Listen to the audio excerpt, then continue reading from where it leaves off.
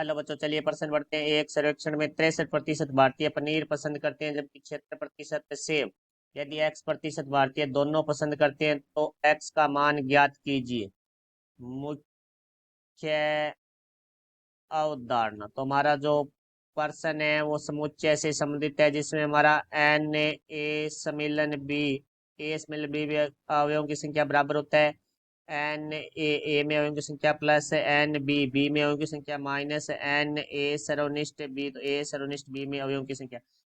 अब देखो, हम प्रश्न के बारे में बात करते हैं। तो प्रश्न में हमें पनीर और सेव के बारे में बात की गई है, तो हम एक से पनीर को लिखते हैं और बी से हम सेब को लिखते हैं। तो प्रतिशत की बात हो रही है, तो हमारा जो कुल दोनों का प्रतिशत है ए या बी का, वो हमारा 100 होगा। तो एन ए सम्मिलन बी बराबर हमारा होगा 100%। तो यहाँ से देखो भाई, हमारा जो एन ए अर्थात पनीर को पसंद करने वाले हैं वो हमारे पास 63% है। तो यहाँ से हो जाएगा 63% एन बी।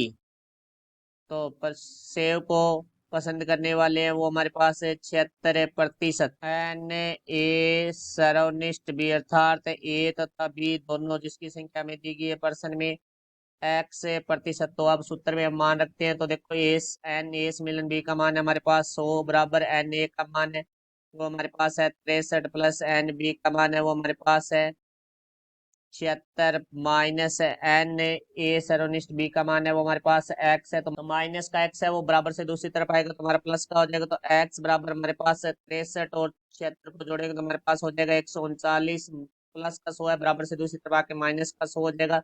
तो यहाँ से देखो भाई, एक्स बराबर हमारे पास आ जाएगा 39। तो ये हमें प्रश्न में पूछा गया, तो ये हमारे प्रश्न का उत्तर है। मैं आशा करता हूँ समझाया होगा। धन्यवाद।